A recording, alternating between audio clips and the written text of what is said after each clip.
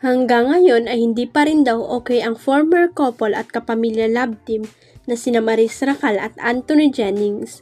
Usap-usapan sa apat na sulok ng ka-showbizan na bad trip at imbierna pa rin daw si Maris kay Anthony after ng kinasangkutan nilang cheating issue last year.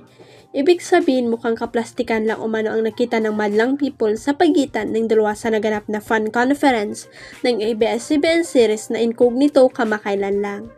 Sa nakarang episode ng YouTube vlog ni RJ Diaz kasama si Mama Loy na Showbiz Update, isa nga ang intrigang ito sa mga napag-usapan nila.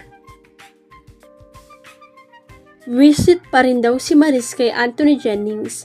Baka habang binabalitan natin yun okay na sila kasi parang naiiritaw daw si Maris nung Incognito fan con doon sa Taguig ang payag ni Mama Ogs.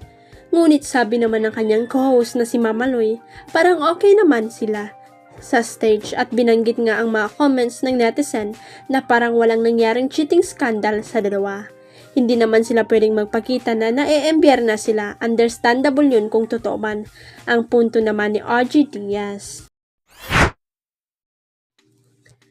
Kay Richard Gutierrez na mismo nang galing na walang kinalaman ang kanyang inang si Annabel Ramos sa isyong hiwalayan nila ng misis na si Sara Labati. Kilala naman natin ang nanay ko, masarap na kaibigan, masamang kaaway. Sabi ng aktor sa YouTube interview ni RJ Diaz noong January 16.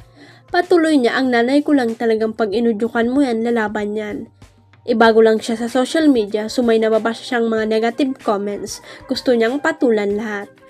Ngunit madalas naman daw nilang pinaaalalahanan ang ina na huwag nang pansinin ang mga komento sa social media dahil karamihan dito ay fake news. Naaawa nga kami sa mom namin kasi nung pumutok yung issue tungkol sa hiwalayan namin ni Sara, parang siya yung napagbintangan na cause daw, sambit ni Richard. Kasunod niya na iginiit ng celebrity dad na hindi si Annabel ang dahilan ng breakup nila ng misis na actress. Sambit niya iwala naman siyang kinalaman doon, nagulat na nga lang siya na nangyari yun. To a certain point talagang lalaban din siya pero only to protect her kids and protect herself. Hindi naman siya nang-aaway ng tao nang walang rason, dagdag niya. Sa ngayon raw ay inaasikaso na ng mag-asawa ang annulment at ang priority nila ay ang dalawa nilang anak na sina Zion at Kai. Kung ano man yung dahilan ng breakup matagal na panahon na yun, lahat ni Richard. Anya pa, let's leave the past and the past. We're all trying to move forward. Ang wish ko lang ay sana maging masaya siya sa lahat ng nangyayari or decision niya kasi ako moving forward, happy din ako.